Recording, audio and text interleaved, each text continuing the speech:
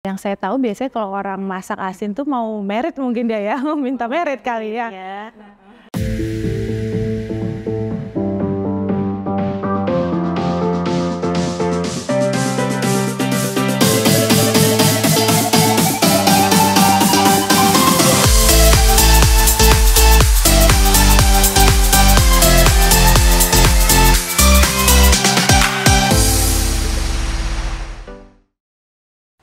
Terus nih Dok, ada juga info. Kalau misalnya orang darah tinggi nih Dok, masak. Terus masakannya tuh asin Dok. Nih kita dimasakin nih sama orang darah tinggi. Masakannya tuh asin kali, tapi sama dia tuh ya biasa aja gitu. Ya memang kayak gini gitu. Itu ada pengaruh nggak ya Dok sama pengecapan atau gimana dia biasanya? Masakan asin. Yang saya tahu biasanya kalau orang masak asin tuh mau merit mungkin dia ya, minta merit kali ya. Sebenarnya nggak ada hubungannya ya antara misalnya orang hipertensi kenapa kok jadi mungkin level keasinan menurut dia itu kok tinggi sekali, kita ngerasa asin tapi dianya enggak, itu nggak ada hubungannya. Tapi memang mungkin orang hipertensi itu dia suka asin makanya dia hipertensi jadinya. Karena kita mengobati pasien-pasien hipertensi juga salah satunya pola makannya harus rendah garam.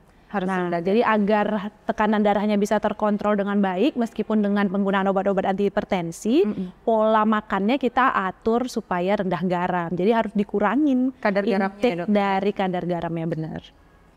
Lanjut nih Dok, soal pasien-pasien atau masyarakat yang ada gangguan jantungnya.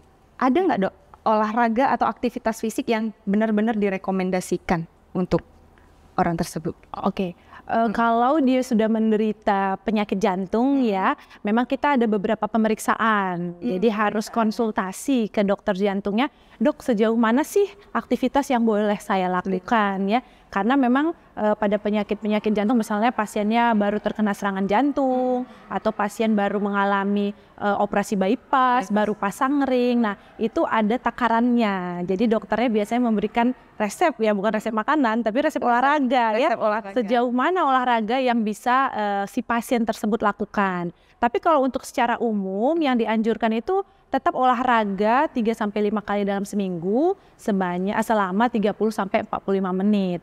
Nah, kita boleh lakukan olahraga aerobik ya, mungkin Dokter Desi juga ahlinya dalam berolahraga ya. Tapi untuk pasien-pasien dengan penyakit jantung harus konsultasi ke dokter jantung ya, karena tidak akan sama. Tidak akan sama ya Dok? Apa yang bisa dilakukan antara pasien yang satu dengan yang lain. Tapi ini bisa dibiasakan juga untuk yang belum ada nampak gangguan ya Dok ya? Ya, kalau untuk masyarakat umum memang dianjurkan sekali olahraga tersebut, benar. Nah Prince, jangan lupa ya untuk olahraga supaya nggak kena sakit jantung. Benar sekali ya. Nah ada juga nih Dok mengenai diet vegan ya, itu mencegah penyakit jantung.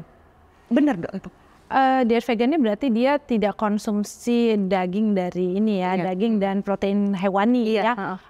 Memang kebanyakan lemak itu kan berasal dari hewan ya. Kalau lemak nabati sih relatif baik buat tubuh kita. Jadi mungkin karena dia mengkonsumsi rendah lemak tersebut, jadi resiko untuk terkena penyakit jantung koroner juga akan lebih rendah.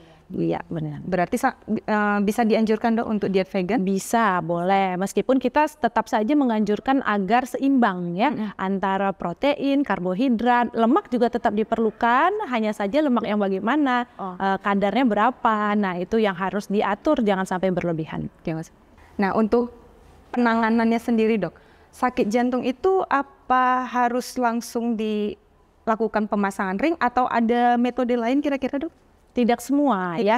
Jadi mungkin banyak orang yang berpikir asal sakit jantung nanti saya bakalan dipasang ring nih. Enggak. Udah takut duluan gitu? Iya benar. Jadi nggak semua, bahkan penyakit jantung koroner itu juga nggak semua harus dipasang ring. Nah nanti makanya kita harus lakukan pemeriksaan angiografi ya, atau kita lakukan pemeriksaan CT scan koroner untuk melihat seberapa parah sebenarnya penyempitannya dan berapa pembuluh darah yang terkena gitu. Jadi nanti dokternya sih yang menentukan apakah ini perlu dipasang ring, yang ini tidak perlu dipasang ring, atau mungkin pada kasus yang lebih berat ya, saking banyaknya penyempitannya mungkin nggak bisa dipasang ring, malah harus di bypass ya, harus dioperasi jantung terbuka gitu. Jadi dibutuhkan pemeriksaan lebih lanjut dan nanti akan ditentukan oleh dokter jantungnya apa yang terbaik buat pasien tersebut.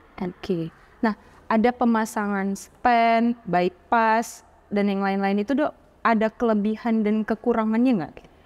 Kelebihan dan kekurangan mungkin indikasinya ya. Jadi berbeda-beda antara pasien yang dilakukan pemasangan ring dengan pasien yang dilakukan bypass ya. Jadi kalau misalnya penyempitannya hanya terkena pada satu pembuluh darah saja, tidak terlalu panjang penyempitannya, ya mungkin akan dianjurkan pasang ring ya.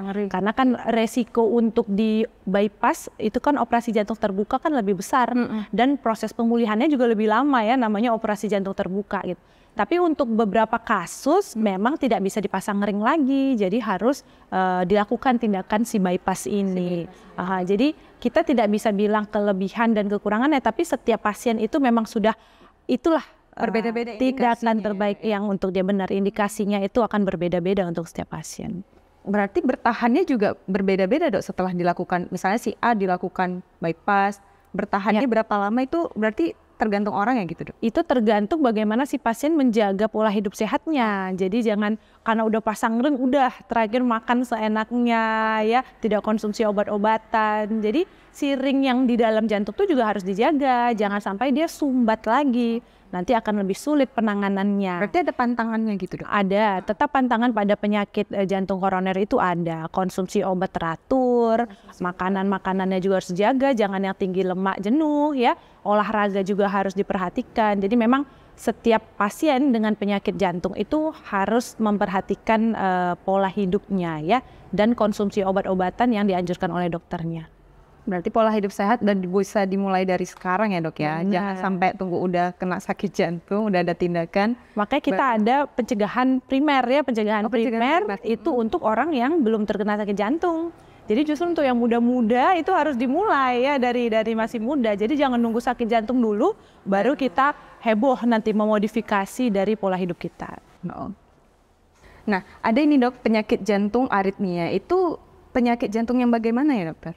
Aritmia itu penyakit pada irama jantung ya. Jadi jantung kita itu normalnya dia berdetaknya harusnya beraturan. Dan dalam 1 menit itu sekitar 60-80 kali per menit. Nah jadi jangan sampai debarannya menjadi tidak beraturan atau terlalu cepat, misalnya sampai di atas 150 kali per menit, atau justru terlalu lambat di bawah 50 kali per menit. Nah nanti efeknya pasiennya mungkin bisa pingsan ya, bisa sesak atau bisa mengalami nyeri dada. Berarti dok, Desi mengalami gangguan aritmia dong dok, karena sering saat ada yang lewat gitu kan dok. Iya. Jadi kayak wah nggak beraturan nih, hampir pingsan juga sih dok. Oh gitu, mungkin karena terlalu cakep yang lewat tadi ya. Harusnya jangan sampai nggak beraturan ya. Kalau cepat aja berarti Andi masih sehat. Harus dihitung juga ini. Mungkin harus jangan sampai di atas 150 ya, nanti harus diobati. Nah dok, ini ada kabar yang kontroversial dok, seputaran atlet atau aparat. Ini sih enggak sih dok.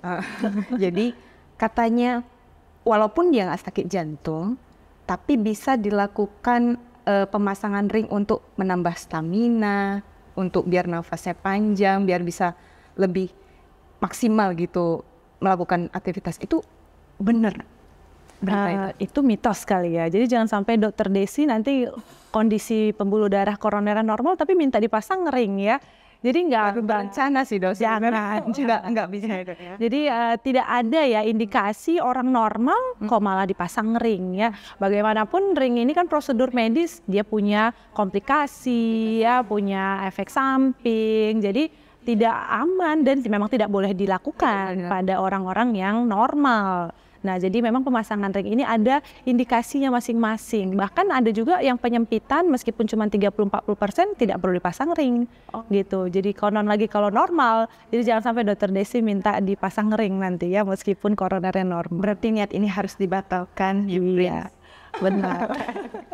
Oke dokter, terima kasih banyak atas waktunya, atas bincang-bincangnya dok. Semoga yang sudah dokter sampaikan dan kita obrolin tadi bermanfaat untuk kita semua dan bisa menjawab pertanyaan dari Prince ya dokter. Ya mungkin nanti kita ada part selanjutnya dok. Oke, boleh. Penyakit jantung, karena ini sangat menarik dan banyak pertanyaan dari Prince yang masuk tapi belum sempat terjawab. Nanti kita next part 2 ya dokter. Boleh. Oke, nah Prince, bagi kalian yang masih punya banyak pertanyaan, atau punya ide nih, kira-kira kita mau bahas apa di Prim Talk selanjutnya, boleh tulis di kolom komentar ya.